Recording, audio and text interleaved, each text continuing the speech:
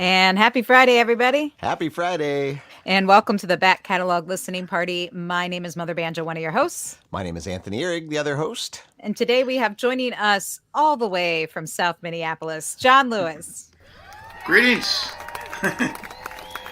Very nice. And it looks like Connie has gotten to the party right on time. Hey, Connie. Punctual as always. Connie joining us from Richfield. Yes, welcome to the show where we invite different guest artists to revisit old records. It's our weekly happy hour. So let us know where you are tuned in from, if you're enjoying a beverage or a snack to kick off your weekend.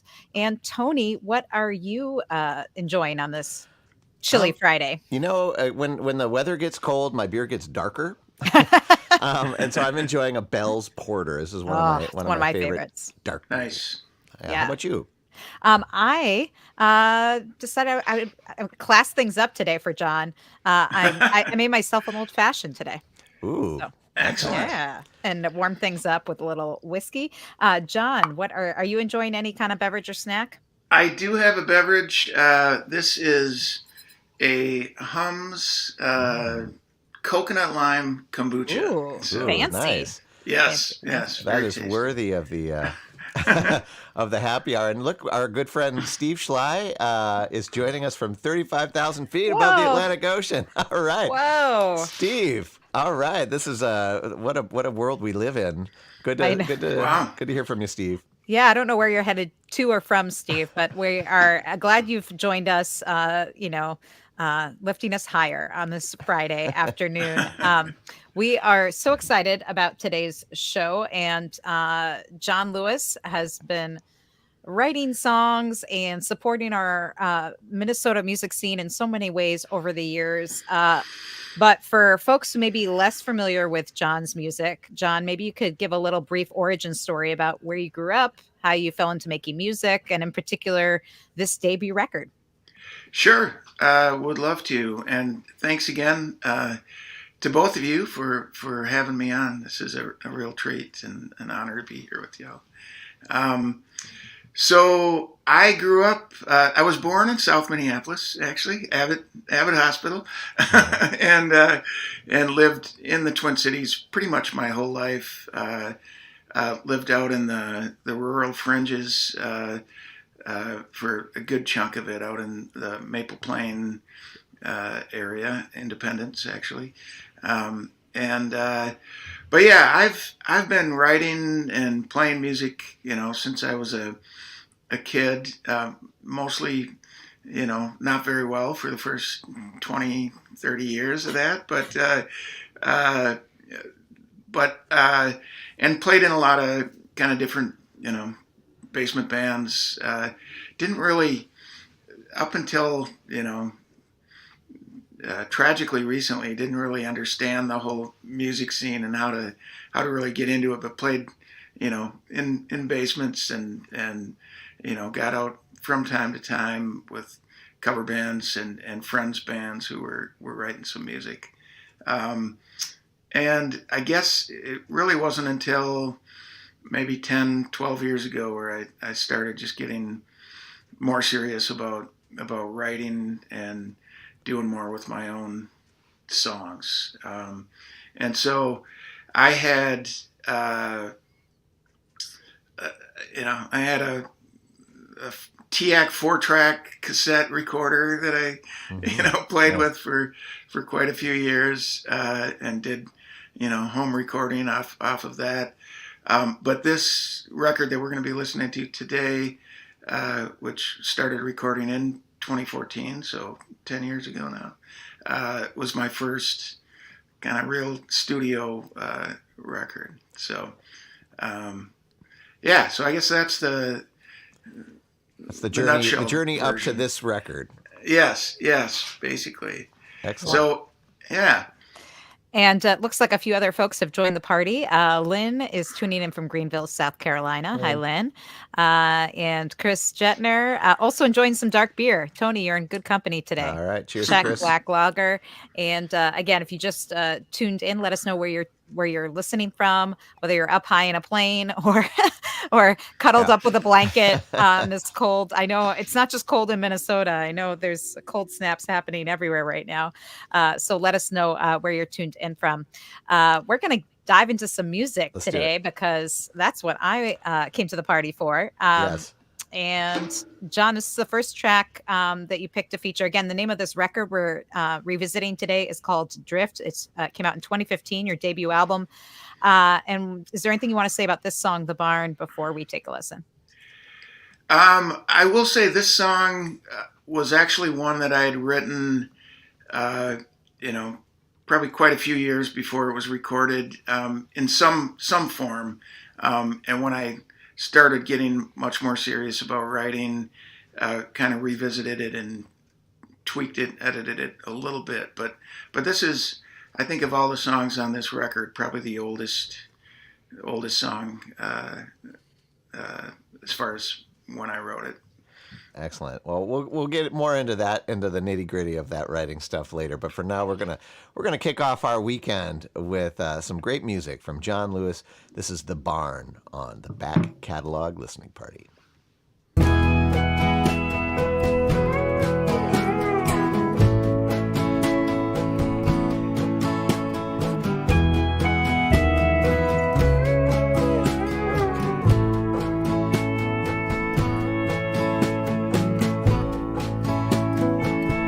Let's go back to the barn, lose our reservations, lie out on the roof, count constellations. Let's head for the field at 1:45 and be those two kids in the moonlight. Let's go back to the barn, let's spend the night there and run out to the main road while the world is unaware and sneak into town like a couple of private eyes. Jump into the ditch every time that a car comes by. Let's go home and talk about everything. Let's go home, I'll do anything.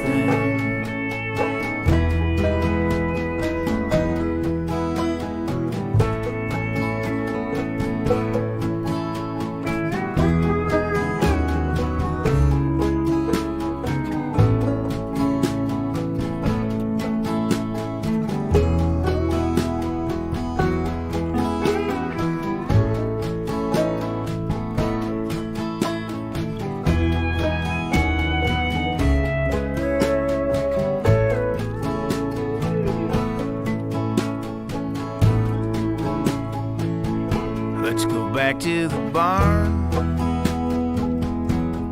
let's get wasted, have one more can of the finest drink ever tasted. It seems like it's time that I should be seeing you, and just to see you smile and talk for a minute or two. Let's go home, I'll tell you everything. Let's go home, I believe we can, I really believe we can. Somehow get away if just for 5 or 10.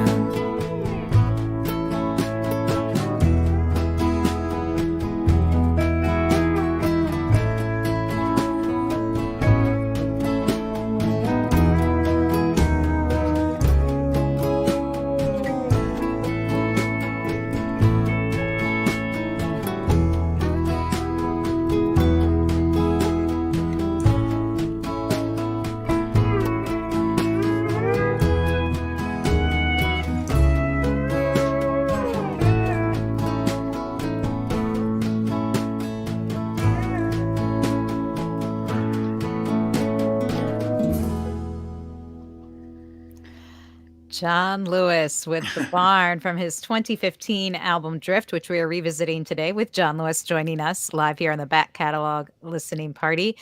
And that's the song that not only kicks off our show today, but also kicks off the album and has such a nice, easy vibe to Oh it. yeah, Oh, that was a man. I mean, pedal steel is always near and dear to my heart, but man, that sure really just kind of took you on a journey.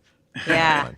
Yeah, and one of the things that stood out to me, in addition to that beautiful warm bed of pedal steel, is listening on headphones as we do, um, like hearing sort of that banjo and the left side of the cans, Right. and hearing sort of the stereo split was really really sweet. Was that something that you thought of initially, or was that just something that happened in post when you're mixing everything?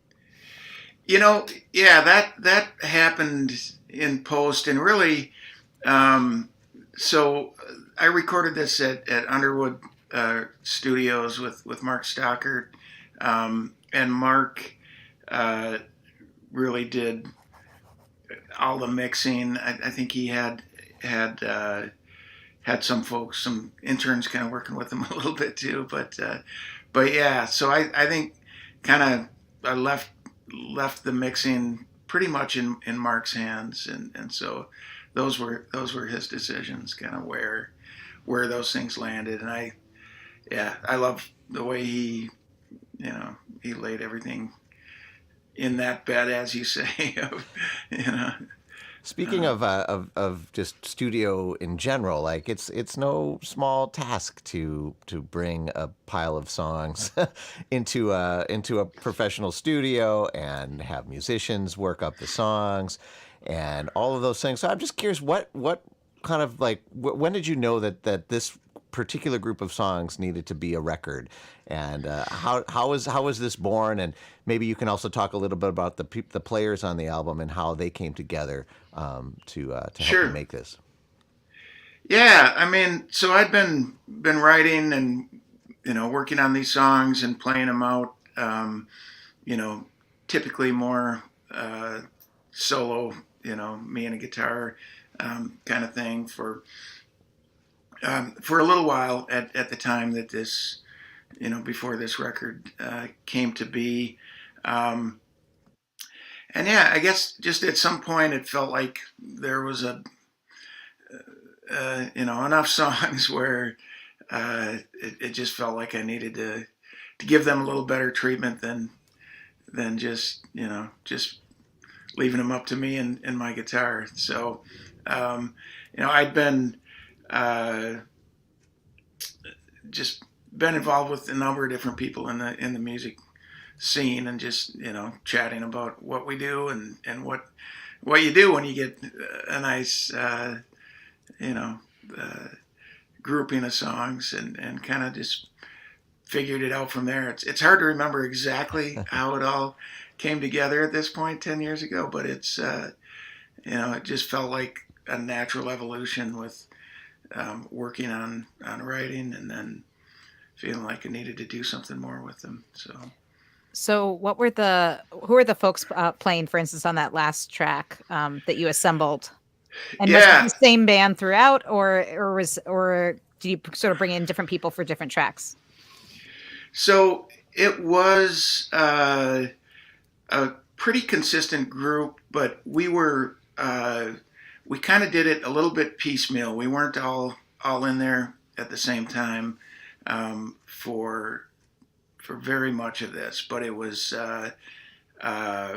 so pedal steel was Jimmy Johnson, and that's when I first met Jimmy. Basically, I mean, I'd seen him playing out a few times, mostly I think in Dana Thompson's band. He played with her for quite a while, probably still does, and but Mark knew Jimmy pretty well, and we actually like brought him in, wanted him to play on, we told him just 2 or 3 songs, and then we locked the doors, and I think he ended up Let playing 'em out. playing on 11 of the 12. Yeah. but yeah, so so Jimmy is a central figure throughout the entire record. Raz Russell is another important piece, and I don't think he showed up in that song actually, but he'll be in the next one. Yeah, there's a good picture of Raz. We didn't have a picture of Raz in the studio, but John was kind enough to provide us a Raz mosaic. Exactly. On the walls of the Turf Club, I believe. Is that right? That's right. Yeah, it's outside the Turf Club, and to Raz's right there are the cactus blossoms. Well, Jack and Paige anyway. I probably should have provided the whole mosaic because they appear on the same mosaic, and then. And speaking of which, there they are. Speaking of which, there they are. Yeah, and I think they show up in one of these songs we're going to play here as well. I can't remember if it's the next one or not, but yeah. So Raz ended up playing like fiddle, mandolin, and some classical kind of gypsy guitar licks on quite a few of the songs as well. And then Andy Carroll played bass. At the time, Andy was part of the Cactus Blossoms band as well. Chris Schaefer was the drummer, and then Brianna Lane played banjo and sang some background vocals, and then my wife Marty Tanquist sang background vocals as well, and trying to think who else was on this. Jed Germond played some fiddle as well, and then he played at the CD release, which is what this picture is. You can see Jed on the far left, and then Brianna, and then Dan Garter on bass for the show. He didn't actually play on the studio. We tried to get him into the studio, but he was too expensive no, it wasn't that. He was busy. He was committed, probably committed to one of your records. Yeah, he was probably playing another banjo gig. Sorry about that. For folks who are just listening to this podcast version of the show, we are looking at some cool pictures from the studio and from the CD release.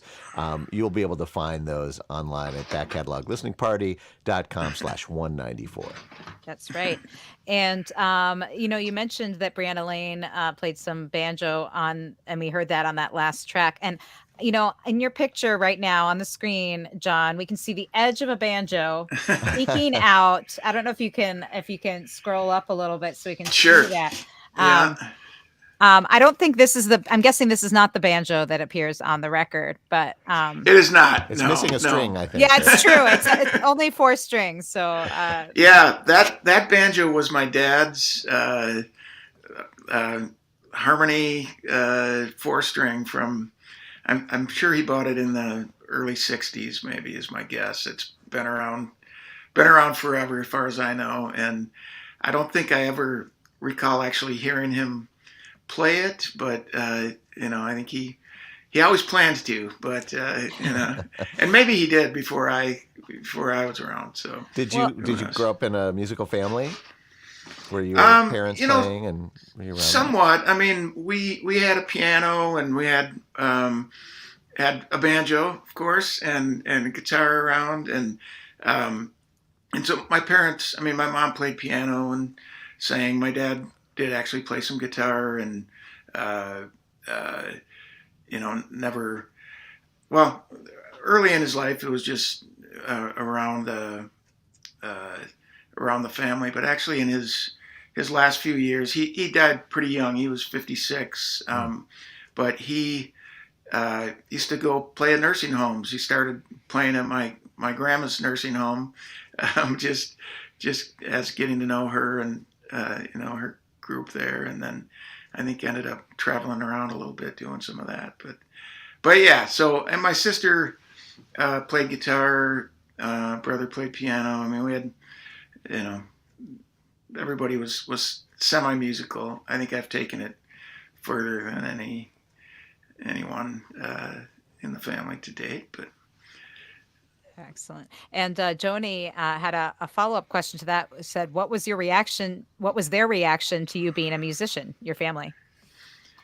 I think they were pleased generally. I mean, my mom, is still a supporter. Comes out to some of my shows and cries at some of my songs, which is the ultimate compliment. If you can make your mom cry, I guess it's either good or really, really bad. One of the two. Excellent.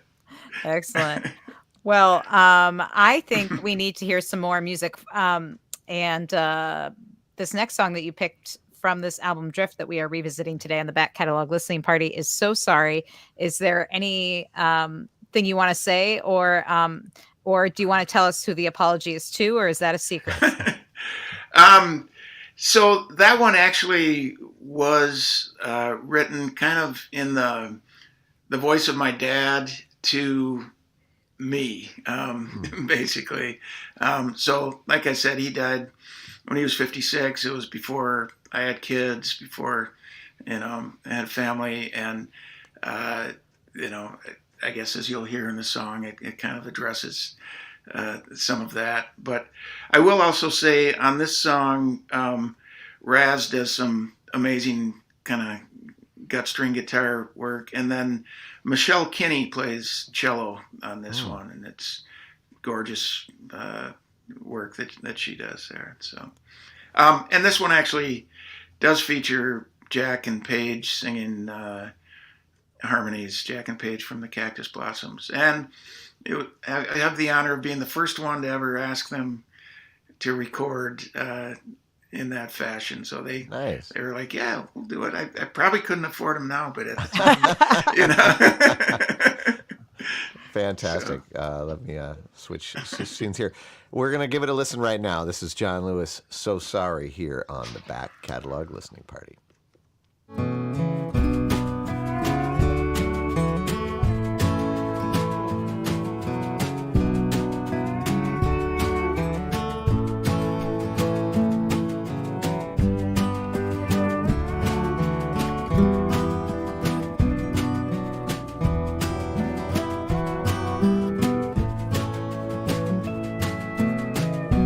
Saw you sitting at my stone today.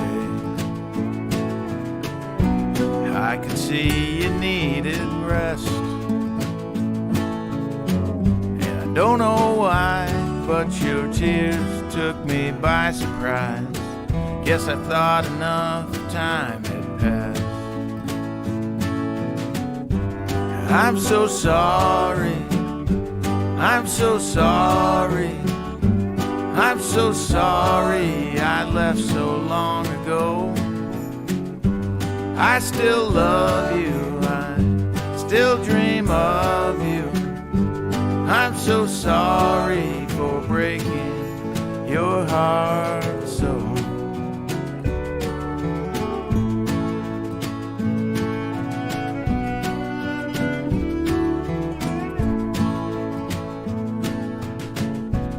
Your kids are all grown up now. Wish I'd have met them even once. And I wish I'd been there with you through your hard times, to hold you when it really counts. And I'm so sorry, I'm so sorry, I'm so sorry I left when I did. I still love you, I still dream of you. I'm so sorry for everything I miss.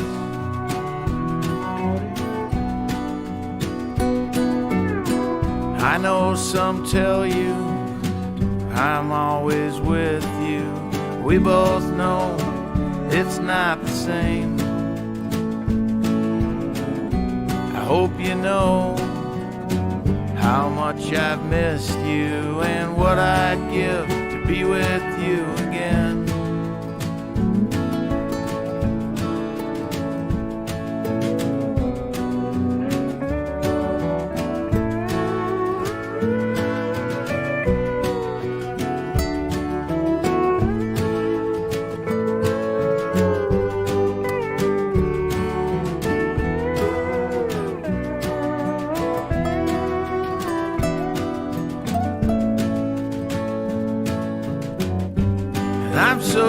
sorry. I'm so sorry. I'm so sorry I left so long ago. I still love you. I still dream of you. I'm so sorry for breaking your heart. I'm so sorry. I'm so sorry. I'm so sorry I left when I did. I still love you. I still dream of you. I'm so sorry for everything I missed.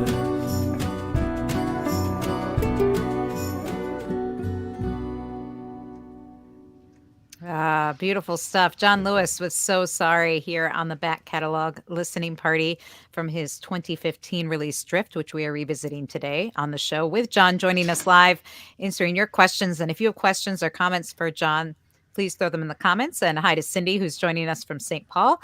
Let us know where you are tuned in from, and if you're enjoying a snack, what you think of the music, all that good stuff.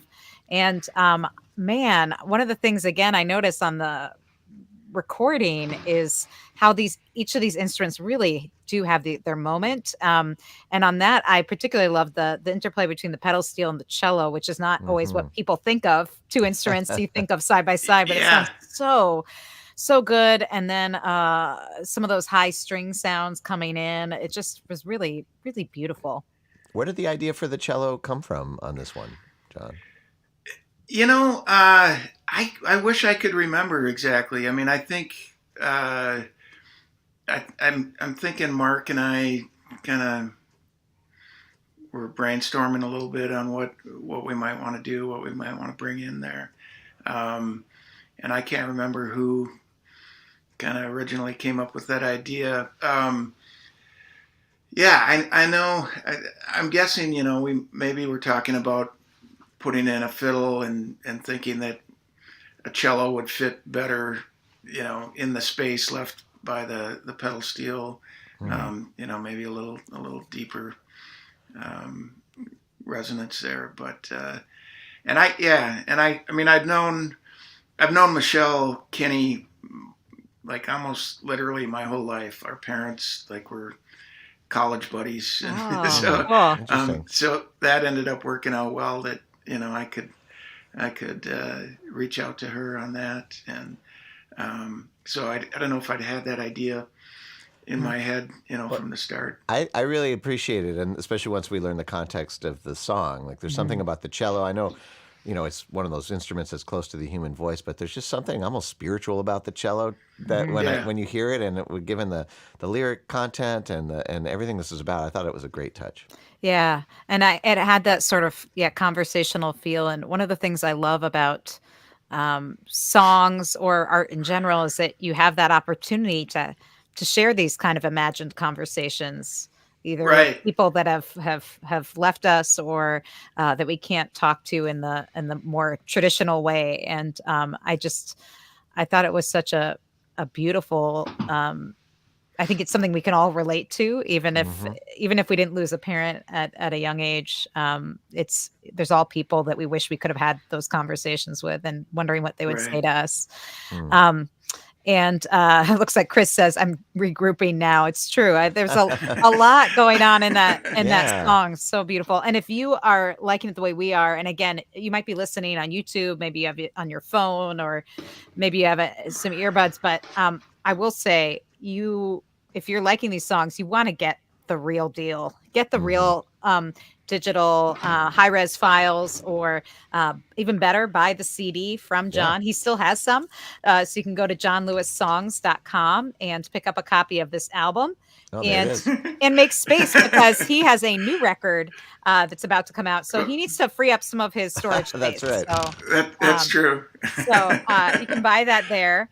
And when you do, you actually get the cover art, which is, I think, something really special about, even if you are, regularly listening in digital ways. One of the things about getting a CD is you just have a physical copy. You can read the liner notes, and you get this cover art. And Connie was asking you, John, about the cover art. And I don't know, this has a look like West River Road, but I'm not sure it really is. But it Or has, the Greenway or something? yeah. Where is this photo? That's it. The Greenway. The Greenway Ah, is what it is. Yeah. Yep. Do you want to in tell people Minneapolis. who aren't from Minneapolis what this is? Because it's kind of Yeah. special.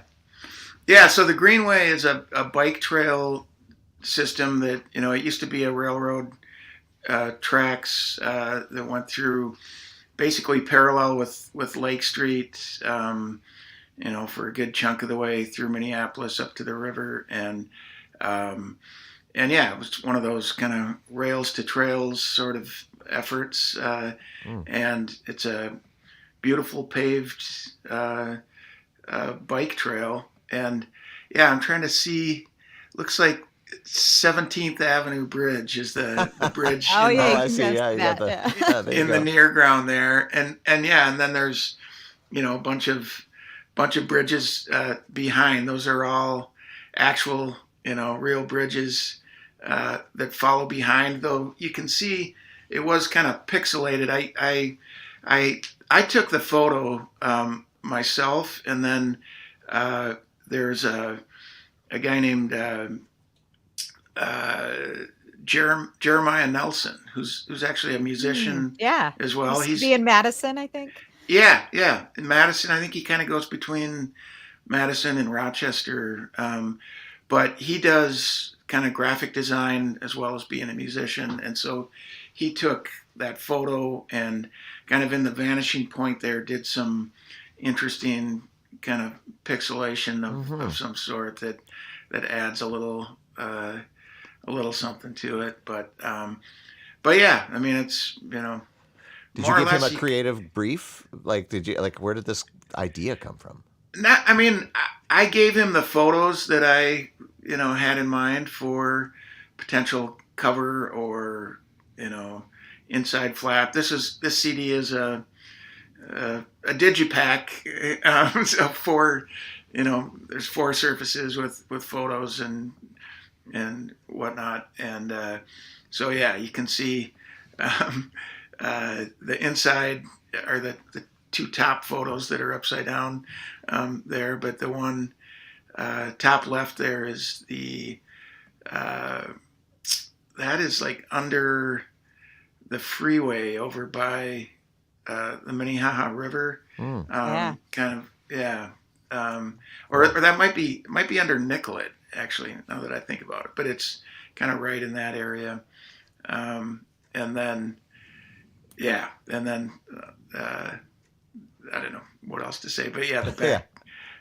Excellent. And you can get all of this artwork Yeah. when you buy the CD at johnlewissongs.com. And when you're there, you can also check out John has a new record that's coming out next week. Is there anything you want to say about this new album that you have coming out, John? Sure. Yeah, I'm very excited about it. I'll hold up the new one right there. Whoop. Very reflecty, but so yeah, the new one was recorded mostly in 2023. There's 2 songs on it that were actually singles that I released in 2021 and added those as well. But the rest, it's all brand new stuff, and very excited for that to come out. And also full band. Jimmy Johnson, the pedal steel player, has stuck with me, and he's Nice. He's all over that one as well. And a bunch of other great musicians that I have gotten to know. This one I recorded at Dex Wolf's studio in North Minneapolis, and he kind of produced and co-produced, engineered, and did a lot of the instrumentation himself. And that one also features a bunch of great folks. Hannah Hebel sings background on a number of the songs. Siri Unland sings on it background on a few Humbert, as well. yeah. Yeah. And Clifton Nesseth plays some violin on one song that just just blows me away. The kind of what he did on that one is just some gorgeous stuff. And anyway, I hope everybody will listen and come out to the CD release show a week from yesterday. Yeah. at the Hook and Ladder. Next Thursday, with special guest Bad Posture Club, a great acoustic duo from the Twin Cities, and then John Rodine, a past guest here on the back catalog listening party. So you can check that out if you live or will be in the Twin Cities next week by going to thehookmpls.com. And for those of you listening from further away, again, you can pick up a copy of the CD, both the new one and the one we are talking about today on the back catalog listening party, Drift, his debut record. So we're kind of getting the bookends so far of your recorded music. Well, and I couldn't help but notice that we had these outdoor kind of landscapey images here on both your first one and this one, and that poster for the CD release party. Is this an aesthetic that you're into? Is there something behind that? Are you an outdoor person? Where's that coming from? I hadn't really thought about it when I did the artwork for this new one. I hadn't kind of put that together that I also did outdoor artwork for the first. But so for the new one, that photo, and if you put up the poster again, sure. It's basically that's a shot from a bridge near where I grew up, and there's one of the songs on the record. Basically, that's kind of the setting for part of the song. So I actually, it's out in an area that I still travel by, with some frequency. So I did. Basically the artwork for the CD, there's that, and then that's basically the back cover of the CD, and the front cover is the same scene but in a different season. So it looks like in the spring or summer or something. There. Yeah. So it's basically the same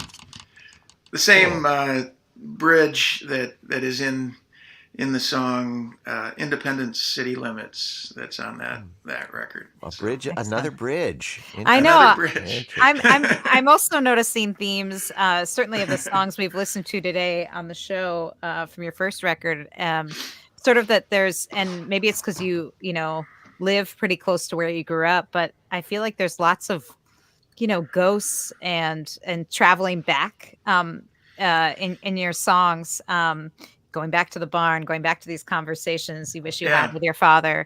And do you usually write from a pretty personal space, or, where do your song ideas originate? Yeah, I would say I do. And I guess, it's one of those things where sometimes it takes me a while to figure out where the song came from, and I feel like I'm writing about one thing, kind of in the moment, and then like a different, like probably truer meaning will kind of be revealed to me, the more time I spend with it. But I do think a lot of them, like I said, my dad passed when he was very young, 56. I was, in my late 20s at the time. And then tragically, one of my brothers passed a year later. And so I've, frankly, around that time is when I started writing a lot more and kind of, being in that space quite a bit more. And I think, I have, lost some other friends and loved ones through the years. And I think a lot of my songs do come from, I don't know, kind of missing some of those folks or thinking back or, I guess, telling their story. Yeah. I think so. And kind of processing some of that. So, songs are. Oh, go ahead. Or you go ahead. I think we're probably going to say the same thing. Probably that songs have a way of carrying on people's lives and stories in a bigger. Is that what you were going to say? 100%. Oh my That's gosh, beautiful. I love it. You can tell we've been doing this for 194 episodes. We're having a brain meld here. That's great. Or That's we're just awesome. tuning into the John Lewis vibes here on the Back Catalog Listening Party. And if you are too, I know Joe joined us as well. Happy Friday, guys. Hi, Joe. Happy Friday, Joe. We're glad you could make it. So if you ever come in late to the party here on Back Catalog, you can always check out the full version later on YouTube or by going to backcatalog.listeningparty.com. Then you can see all these photos we've been talking about, the covers of the albums and all the other different things we've been talking about. But we want more music. Yes. So this next song that you picked to feature from this record is Real Good Heart. Is there anything you want to say about it before we take a listen? No, I think let's listen and we can talk. Yeah, so. Sounds good. This is John Lewis, Real Good Heart, here on the Back Catalog Listening Party.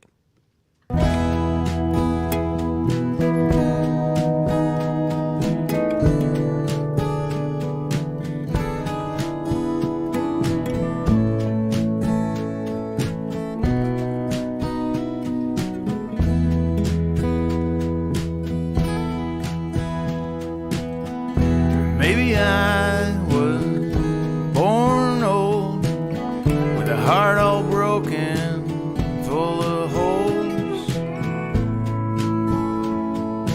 Maybe it's still gold.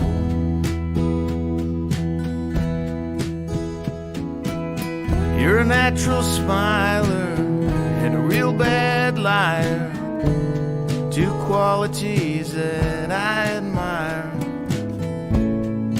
Hope you never get tired of me.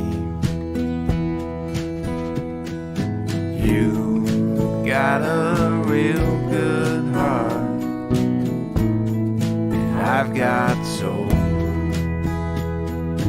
Maybe we should restart and go. Just go.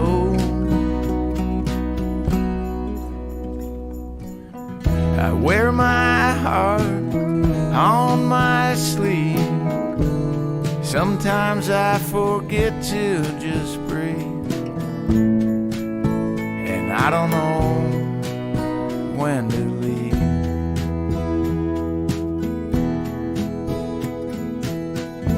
Everything was out of control. Blame it on too much soul. Maybe those goddamn holes.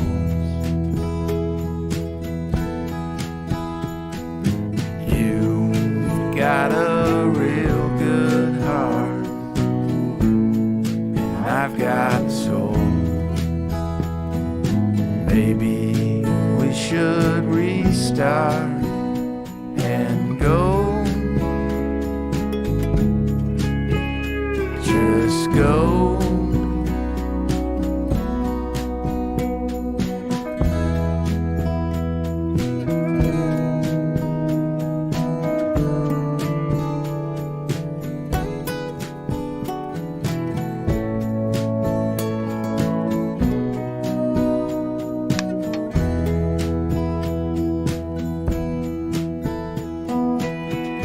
Acts of kindness and acts of love remind us what we're made of.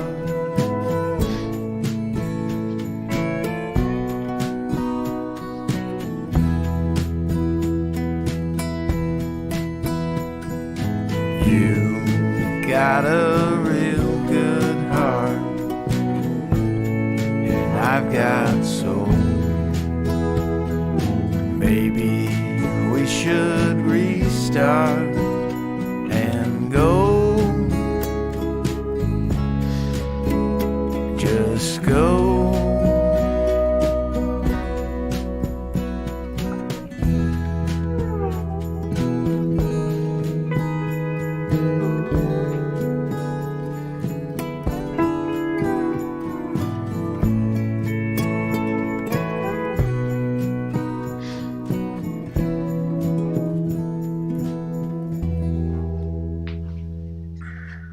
I don't know about you all, but I was singing along to that one. John Lewis with Real Good Heart here on the back catalog listening party from his 2015 release Drift.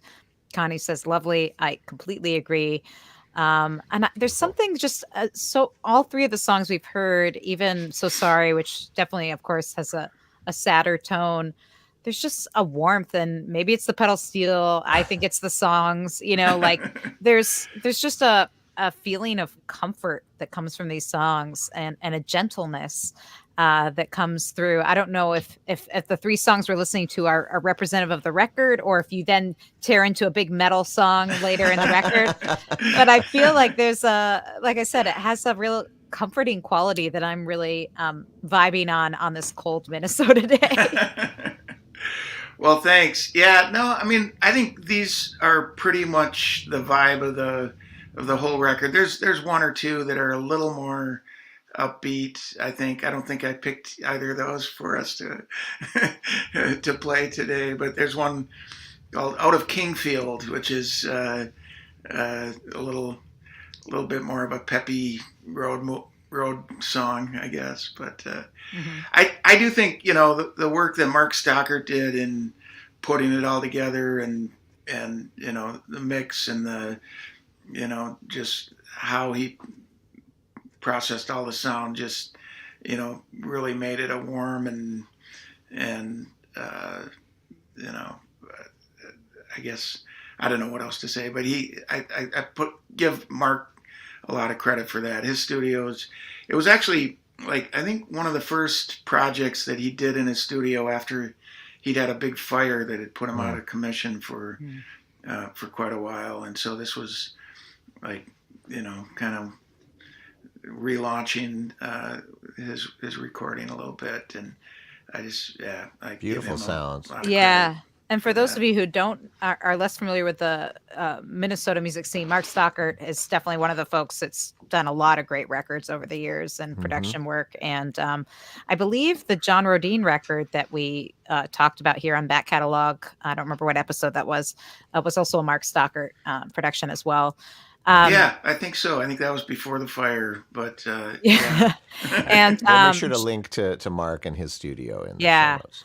For sure. And Joni says Neil Young vibes, which I definitely can hear. She said, who are some of your favorite singer-songwriters? Yeah, I mean, Neil Young is definitely one of them, and like one of the oldest, influences probably. I'm a huge fan of,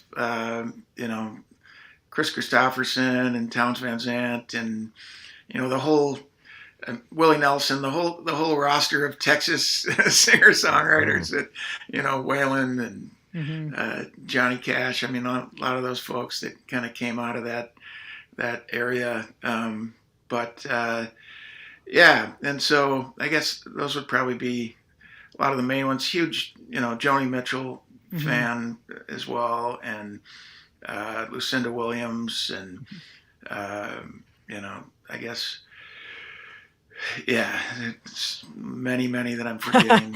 What are you listening to today, John? Who's inspiring you today? Like any new bands, anything that's kind of getting you going? I've been listening to a lot of Big Thief and Adrian Lenker's solo stuff as well.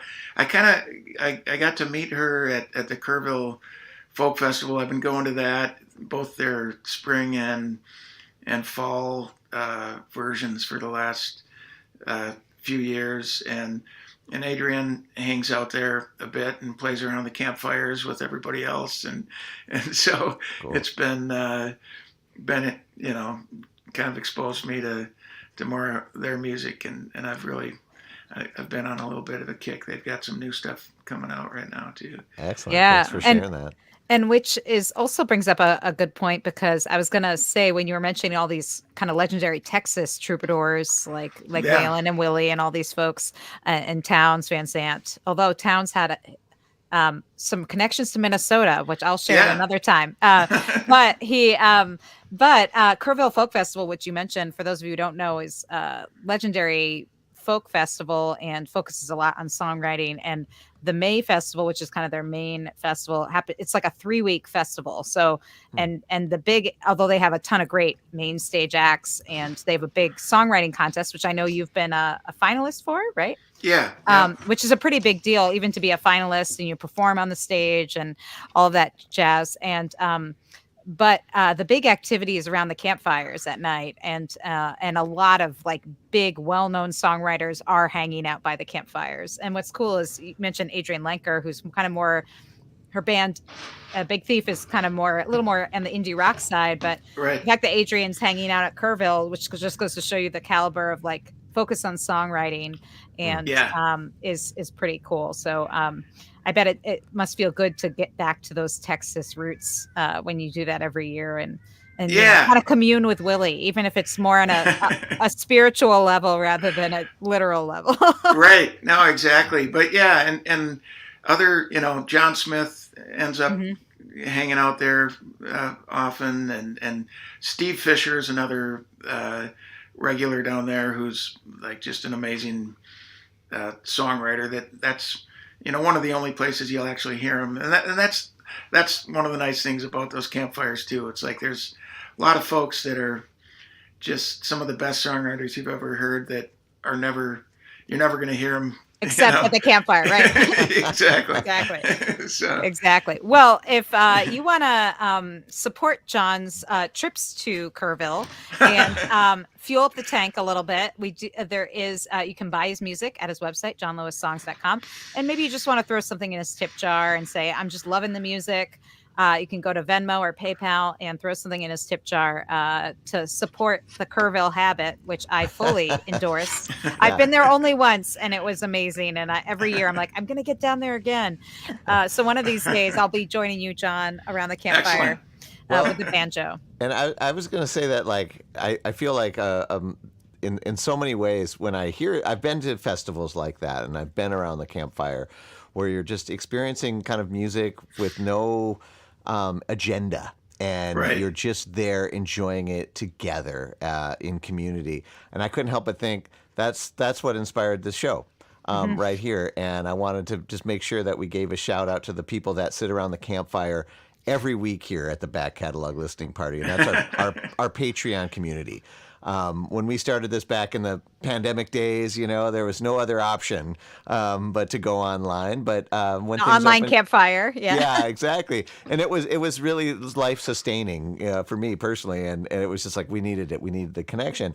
But when things opened up, there was a group of folks that wanted to keep meeting here every week, and to hear all these wonderful records that have been recorded in the past that need to be brought out into the light of day again with no agenda. Right? We're not, you know, it's not a new thing. It's not nothing. There's nothing here that we're trying to push other than just good art. And we honestly, we couldn't do it without this crew of people. And just wanted to give a big shout out to our Patreon community: Penny Ann, Alinda, Bevan, Connie, Vaughn, Alan, Chris, Alex, Becky, Peggy, Joe, Jim, Beverly, John, Fred, Tim, Sarah, David, Jocelyn, Matt, Steve, Mark, the Homestead Pick and Parlor, Severin, Lynn, Mary, Many Tracks, Nikki, Joni, David, CJ, Wiley, and Stephanie. And maybe you, if you're out there and you are into music at the same kind of nerdy level that we are, we'd love to have you join us around the campfire. That's right. And Joni chimed in, one of our Patreon folks said, and still so important, staying safe and healthy as possible while being in community and sharing with each other. So grateful. And it is true. You know, this time of year when either the weather, the snow, the cold, another wave of COVID, you know, whatever it is, keeps us from gathering together in person. Having this weekly gathering, I think, is so important. And, you know, maybe we didn't always do it online, but human beings have always wanted to gather around the campfire and tell stories and share music with each other. So thank you for being a part of it today on the Back Catalog Listening Party. We have time for at least one more song. And this one is Tonight When the Band. Is there anything you want to say about this, John, before we take a listen? No, let's listen, and hopefully we'll have time to say a few more things. All right. This is John Lewis, Tonight When the Band, here on the Back Catalog Listening Party.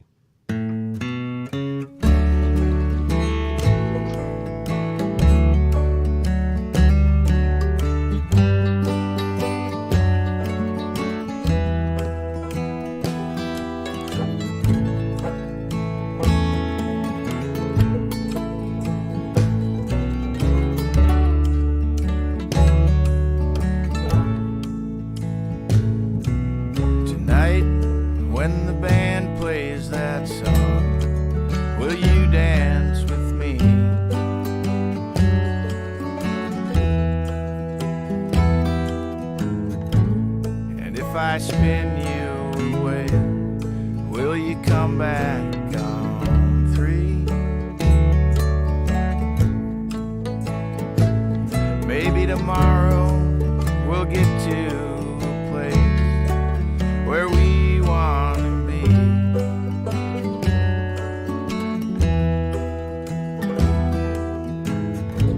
But if you don't find me at first there, be patient with me.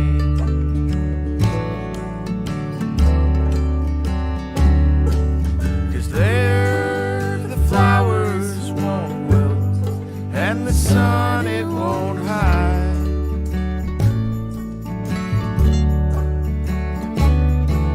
So long as your hand is in mine and you're by my side,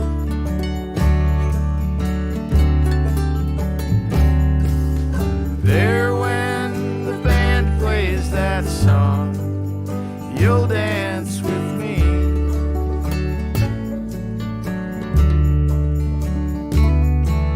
And there if I spin you away, you'll come back on 3.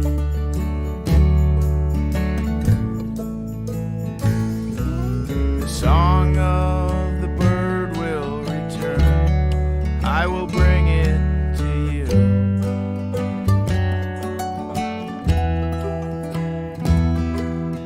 Lilies of the valley will bloom, I'll see that they do.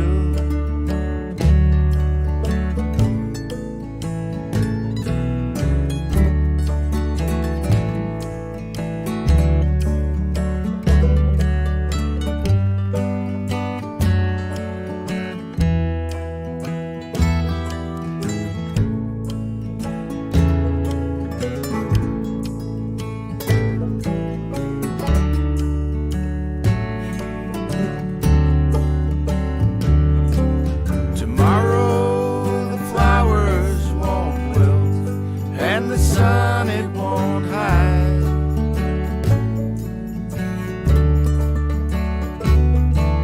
Tomorrow your hand is in mine, and you're by my side. Tomorrow night when the band plays that song, you'll dance with me.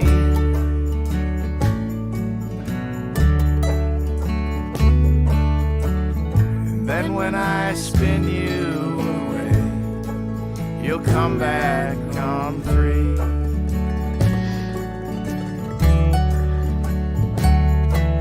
Yeah, then when I spin you away, you'll come back to me.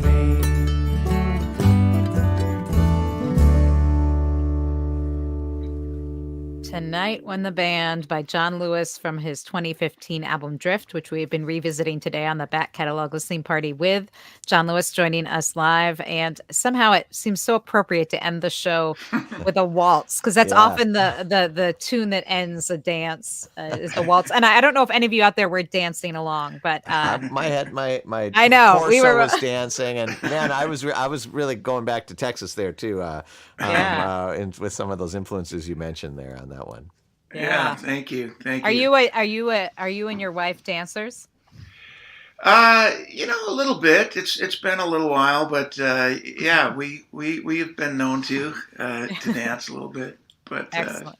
yeah, that song kind of. I mean, I do love that song, but that's one of those that hits one of the songwriter realities for me, because I don't go back and listen to my my records very often, and this one kind of hit. But that's one of those where it's like, I really love the song, and I still play it out from time to time, but it also kind of brings back kind of some of the realities that led to the song, and some of these were written about, some difficult times and difficult times in relationships and other things, and it's always a little interesting, and I don't know, just something I want to recognize, that it's like for the people, for my wife and I, sometimes hearing these, it's like brings us back to, it's hard to hear sometimes. And I think luckily the rest of the world doesn't necessarily have to feel those things, but it's part of what goes into them, I guess. So. Well, right. It's what we were talking about earlier, some of these journeys and conversations, but really ultimately all of these songs, any recording is a snapshot in time. Right. And will never be recreated in exactly the same way again. Although the songs can have their own life that lives on. And Joe said, "Sweet harmony, perfect for the lyrics and whole feel of the tune." And Joni chimed in with, "Such a beautiful show. Thank you, John, and thank you, Ellen and Tony. That really was a gorgeous ending. You'll come back in 3." And I completely agree with that, and not just because it rhymes, but Connie says thanks for a great show. And John, thank you so much for joining us today and sharing these songs, these personal stories with us. It's really special to have this hour around the campfire with you.